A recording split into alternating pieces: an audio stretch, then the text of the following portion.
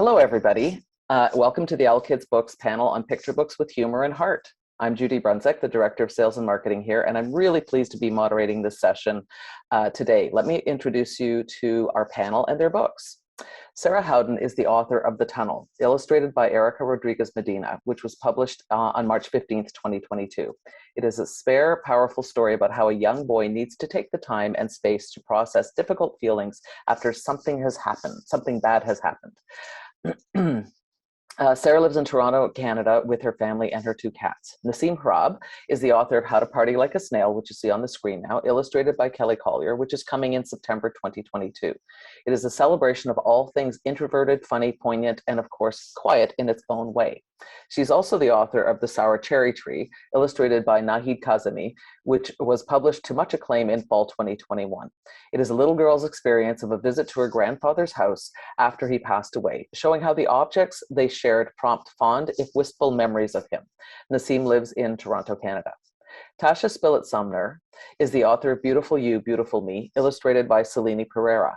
It is a warm embrace of a picture book that explores identity and belonging, prompted by a multiracial child's growing awareness of the differences between her and her mother.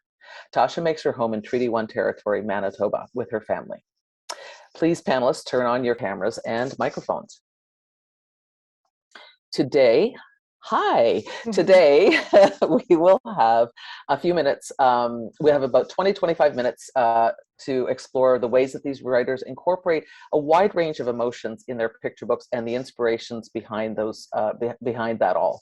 We'll have a few minutes at the end for questions, so please type them into the Q&A area accessible at the bottom of the screen, and I'll keep track of them. If you want to just be enthusiastic and put something supportive in the chat, do that too. That would be awesome. And I will be, I'll save some time at the end for questions if they arise, but otherwise let's get started because we've got lots of interesting things to discuss. So each one of you has written picture books that tap into deep and sometimes difficult emotions for children. Why take on such a challenging task? Sarah, let me start with you. Sure. Yeah, for me, I was thinking back to some times in my childhood that got quite difficult. My parents got divorced, my grandmother died, and I was remembering the feeling of having adults sort of looming into view and asking me if I was okay, and trying to talk it through, particularly say at the funeral. And I remembered thinking about how I felt, and I was picturing like a little small space that I could get away in, where I could just digest my feelings on my own, and I didn't have to think about how I was feeling, what I was projecting. So when I thought of this, I was thinking about this image of a tunnel, like this image of kind of wanting to dig down deep and have your own dark, small space to yourself. And then this came to mind, like I said, and it seemed like such a perfect image for something that children would understand, but also a really great metaphor for grief.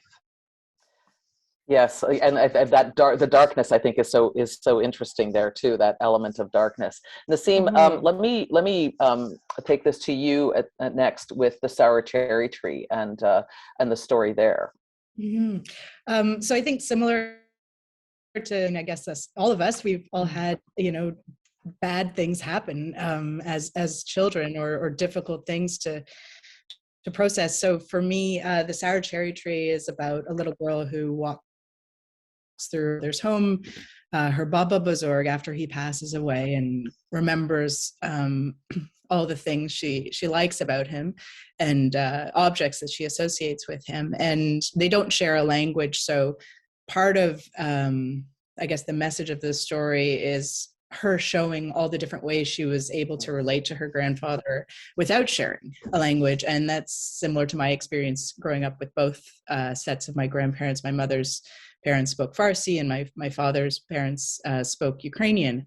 So I wanted to show that a connection a very strong connection can still exist, even in those types of relationships where language isn't shared.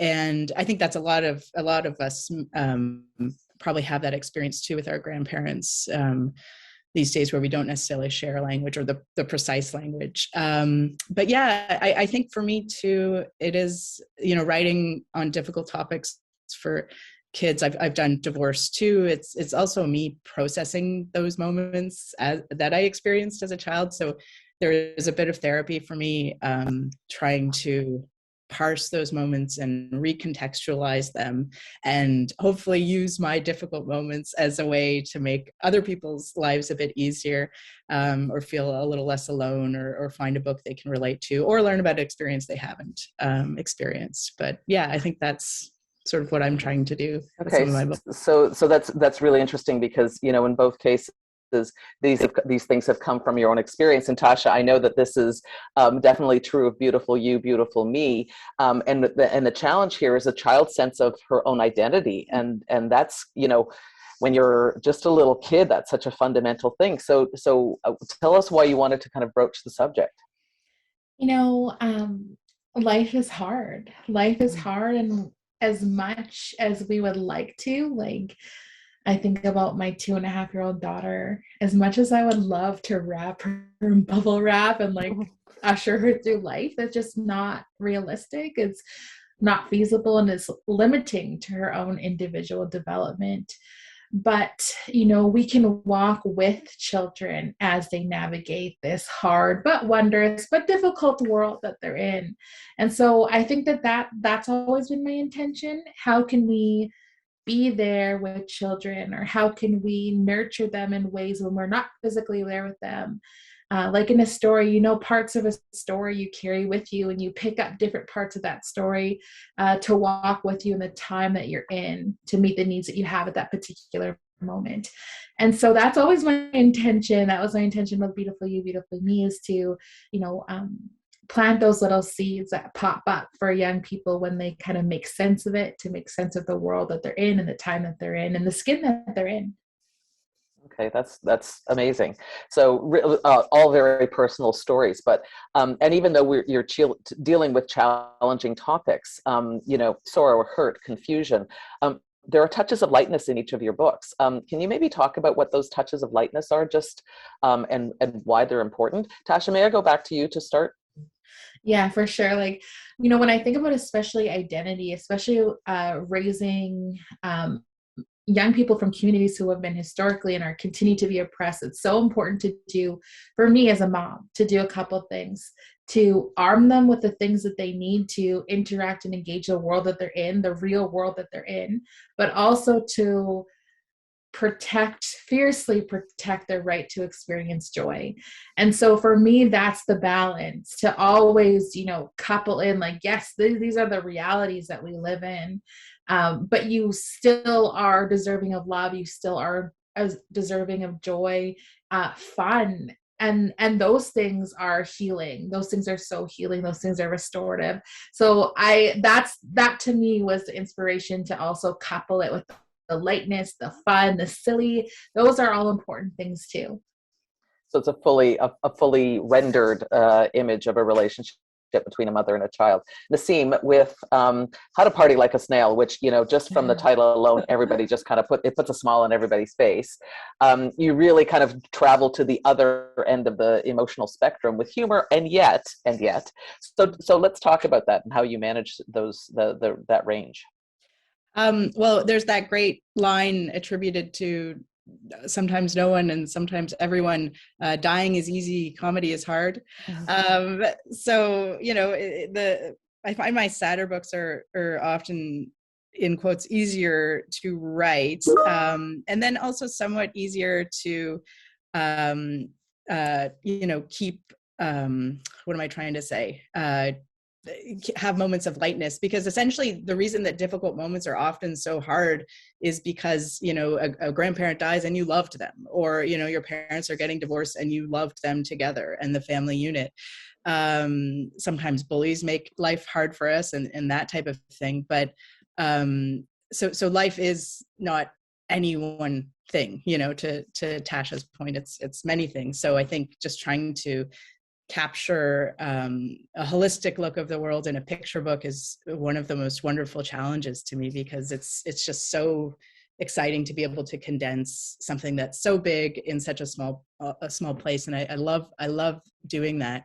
And yeah, I think those of us who love humor often are sometimes the darkest people, because it's just, a different way of looking at the world and mocking it and being irreverent about it. So I take as much, joy in the challenge of writing funny things as I do sad things. So yeah, I just like the idea of being able to explore so many different types of emotions in picture books. So I take advantage of that.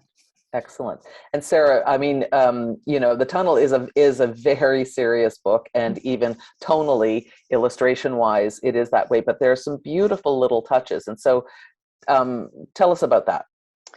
Yeah, and I agree with what Naseem and Tasha were saying about, I've always found there's always some kind of either humor or lightness, even in the darkest moments. And so with this book, you're right, it's quite serious, but I find the moment when the boy decides to turn back toward home, and as he's going back through the tunnel, and it's familiar to him, and I like this idea of, I think there's a slight leavening then of the tone where he's recognizes where he is. It's someplace he made, and he sees these creatures and bugs and beetles that he knows now. And I think Erica did a great job of that, the illustrator, in sort of making the animals look now a little friendlier. They're sort of turning towards him, or they're looking cuter. And I think that's a really sweet moment where the wonder is starting to come back. He's starting to maybe rejoin the world a bit. And then at the end as well, the moment when he lets his mom into his room, and then they have that moment together of talking and actually meeting each other where they are. I think that's a moment of subtle joy, or at least of uniting of true connection. Like you really do feel that connection. And I love the little twig in his head, which is such an awesome touch. It's kind of perfection, and the kind of thing that kids will love to find. Like that's really it's like a little Easter egg or something for them. Okay, so now I'm going to switch over. Tasha, in Beautiful You, Beautiful Me, it shows such a loving and warm relationship between a mother and a daughter, and brings a real sweetness to the book. And yet the story deals with identity in such a fundamental way. You've sort of addressed this a little bit, but maybe you can go into a little more deeply of how you found a way to balance the two. I think that Sarah said something to the effect of finding pieces of our own story, like what did we actually need at the time. And this story is hugely personal. It's both about my relationship with my own mother, but also my relationship with my daughter, and trying to remember what it's like to see the world, to see yourself in the world through those younger set of eyes, through those eyes that may not have critical race theory language, but you still feel it, we might not have access to the language, we might not have access to theory, but we still feel it deeply. And to find a place for those feelings that affirm who we are and affirm our relationship with those, those important, healthy relationships with our family and the networks that keep and hold us up. And so for me, it's going back to that. What did I need at the time? What do I hope my daughter has? What can I learn from my own journey that can hopefully make her journey a little easier? And that's always what kind of guides that trying to find the balance. Okay, that's awesome. Yeah. Yeah, tapping into your younger self and the kind of feelings and confusion or joy that you had as a child, I think is truly comes through in all of these books. Okay, I'm going to direct over to Sarah and Naseem, because you have picture books that range from hard to process emotions to laugh out loud humor. Can you talk about the approach that you take to writing both happy and sad stories? Sarah, I'm going to go to you first. And we didn't show Cone Cat, but Cone Cat was your first picture book, and it was pretty darn funny. And Cone Dog is coming, so we're happy about that. But can you address this a little bit?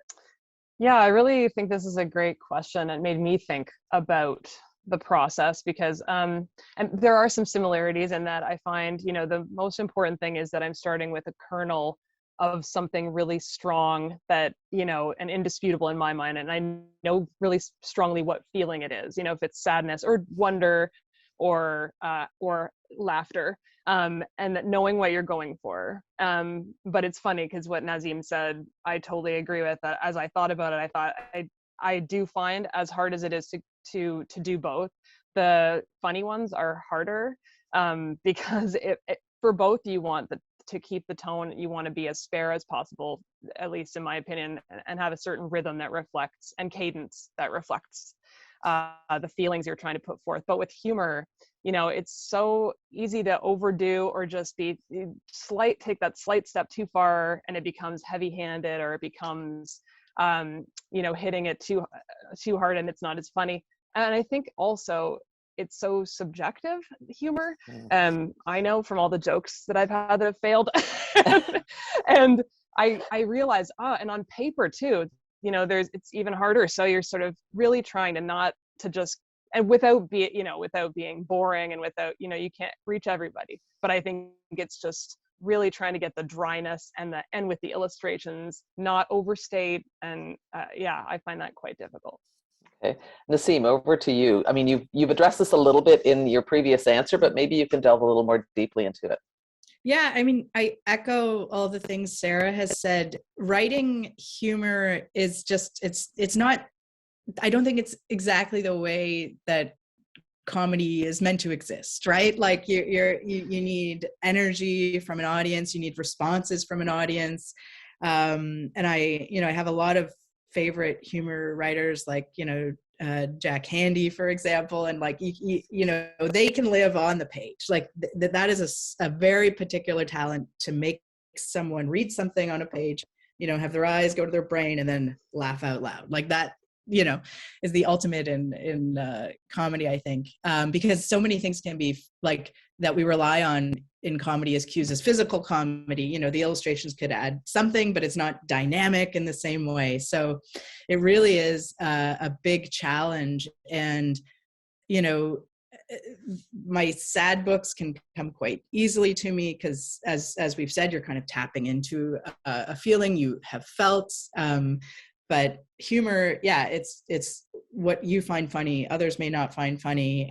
You're trying to appeal to parents and kids, or librarians and kids, so you have to find jokes that work for two very different audiences. Seinfeld isn't getting up there and trying to make as many 5-year-olds laugh as he is, as many 50-year-olds laugh. So it's quite a challenge, and it's the fun challenge. But every time I try to do a funny book, I think, I should just try writing a sad book, because it just feels so much easier. But when you hit it, it's just, I think there's no greater feeling than, when you are able to present a book that was successful, like a picture book, audience book, to a class, and get kids laughing. That is just the greatest thing. So it's very rewarding and worth the struggle, I think. So it sounds like there's just listening to your answers, that there's this kind of inner thing that is perhaps the sadder, more challenging feeling, that you're tapping into your own feelings and experience, and then the humor is external, and it's really like just kind of coming at it from outside. So that's really interesting. That's just kind of an interesting thing, that is the thread that I'm hearing through your answers. We do have a few questions, but I'm going to ask my last question before we go into the questions from the people who are tuning in. So what would you like readers to take away from your books? I'm going to go back to you, Sarah, to start. Sure. For the tunnel, I was really hoping, and this is somewhat repeating, but I think I was really hoping for kids to feel this sense of connection through it.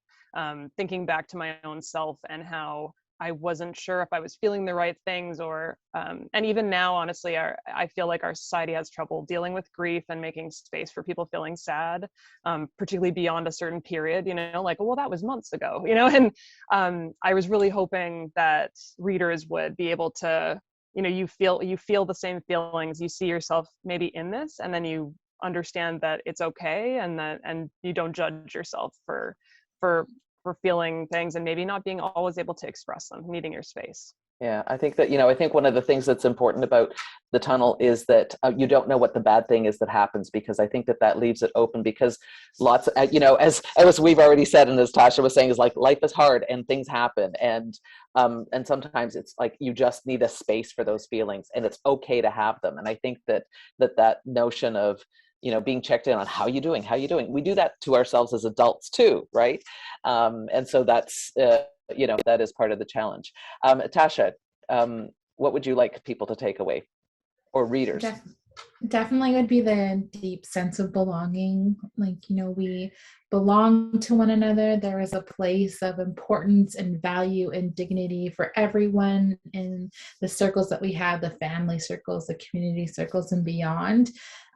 And so that's what my real hope is, especially for young people who might be struggling with that sense of belonging, that there's just an awareness that, yeah, I fit here, and I have a right to be in this space. Okay, that's wonderful. And Naseem, you've got 2 books to talk about. You can talk either about both of them or just choose one. I'll choose SNAIL, because I feel like I should focus on something happy for a moment. But with how to party like a snail, I wanted to make people laugh, because I think the title alone made me laugh. How would a snail party if they were given the opportunity? And for me, SNAIL is about that we all party in our own ways, and there's room for that. And who knows, you may find someone who likes to party the same way you do. So maybe just do what you want to do, instead of sort of following what everyone else is doing. And just, I came up with the idea pre-pandemic, but it does seem to kind of fit very well with, I think, how many of us are feeling. I know, Judy, you are an extrovert, so I don't know if you had any moments of having to reacclimatize to this world, but maybe for others, we're finding, we kind of, as difficult as it was, it didn't feel not like home, being at home. And now that we have to go back into the world, there's a bit of an adjustment. It's quite loud out there. So I will tell you that it was way too quiet at home for me. I felt like my house was a shell. So, and I'm not naturally a shell dweller. So there we go. Yeah. Okay, so let's go. We've got some questions here. So I'm sure that many kids and adults will choose your books as one of their favorites. Do each of you have a children's book that stands out from your own childhood? You just jump in, because I just keep your microphones on and jump in, because if anybody has a particular answer, go for it. Sarah, you look ready. Sure. I always loved Roald Dahl as a child. Particularly, it's funny because it's the balance of the humor and the darkness. I love that he's willing to make some of his characters just so awful, like James and the Giant Peach, say, with those ants, I think it is. And just, I read them with my daughter, and I think, wow, I almost can't believe it. Like, I'm almost protective of her. And then I realized, no, I loved that. I loved that he was willing to do that. And it didn't feel like he was trying to soften things for children. He knew the world could be harsh, but also he has these wonderful moments of great hope and love in his books. Kids like to be scared too. Exactly. Like that, it's like there is this kind of challenge. Naseem? I always say, and I always pronounce it wrong, I pronounce it like I did when I was a child in my head, so I'm just going to do that, is Jennifer Hecate, I think it's Hecate, I don't know, Macbeth, William McKinley and Me, Elizabeth, which is an E.L. Konigsberg book about a little girl who meets a friend who says she's a real witch, and they try to be witches together. And that was a favorite book of mine. Tasha, do you have one? Well, I'm going to premise this by saying that I don't get a lot of sleep because of my toddler, and I cannot remember I can never remember the name of this book, but it's a story, and I will find it after, it's a story about restoring the arrival of Columbus. And there's many, I think there's a coyote figure, and it's just so irreverent. There's such irreverent humor. I remember thinking, like, it gave me permission as a child to have irreverent humor, and I loved it. I know that there's a librarian listening to that, like, I know that author. Hopefully, I know that book. Maybe somebody in the chat could fill it in. That would be awesome. Okay. So we've answered that. We've talked about this a little bit, and where your inspiration, so this is a question I'm kind of rephrasing a little bit. Your inspirations came from your own kind of issues that happened to you. So how did you, like, did writing the book help you work through that issue? Did it, or was it just really like that was a separate thing and you kind of dipped back into it as a writer now? Tasha? I think that writing the book, Beautiful You, Beautiful Me, especially, was like, I guess, a stepping into a responsibility that I felt to my daughter, to children from multiracial families like I was, who might not have books to reach to where they see themselves reflected in their families, reflected in the unique ways that our families present. And so it was doing justice, I guess, for that little girl in me that wished for that, but also stepping into the responsibility, like, I have a platform now to make it so for my daughter, make it so for other children. And so it's kind of like a dual thing, as kind of a self-healing thing, but also to step up for the younger ones that are coming up. Okay, that's awesome. Sarah? Yeah, that's really well said. I feel similarly, but I will say, yes, I found it to be therapeutic, I suppose, while I was writing. I mean, at first you kind of let it just come out, but I remember through the process of having it come out, and even towards through the editing, and with COVID happening too, kind of that brought back some childhood stuff. I think it was all really helpful. And then even now talking about it, having you ask these good questions about it, and I realize I'm still sort of processing, but I think that has all helped. And as Tasha says, there's nothing nicer than feeling like you're now the adult person in that story, and you can look back to your kid self and that you've actually made some sense of it. That's really helped. Okay. And Naseem? Yeah, I mean, yeah, I feel like everyone's said what one could say on this topic. It's just sort of that moment of, as an adult, maybe thinking, well, what do I think of this? How did I feel about this? And then you get a beautiful piece of art out of it. So in a way, yeah, it is, there is kind of a therapy there. But I also am aware, I think what we've all described is the distance, right? Like that's a this isn't like a dumping of, all these unprocessed emotions. And here it is, over to you, audience. I think it's crafted, it's honed, it's beyond therapy. And it's the processed emotion or experience. Yeah. Oh, that's great. That's a really important point, actually. It's that distance from that and the perspective that you've gained over the years and the thinking that you've done, and even working through this. Okay, so one last question. What is your goal in creating your books? That's kind of a big question. Naseem, I'm just going to go back to you since you just finished.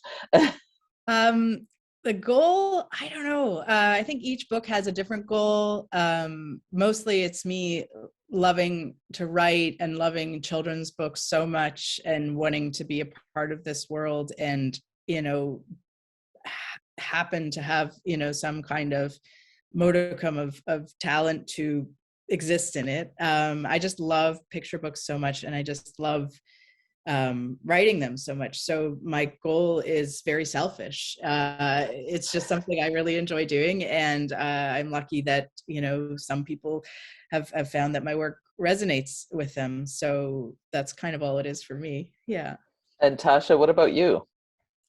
For me, it's to contribute to the collective work of trying to do better for the children, just trying to create a world that's worthy of them, that's good for them, that's safe for them. Okay. And Sarah?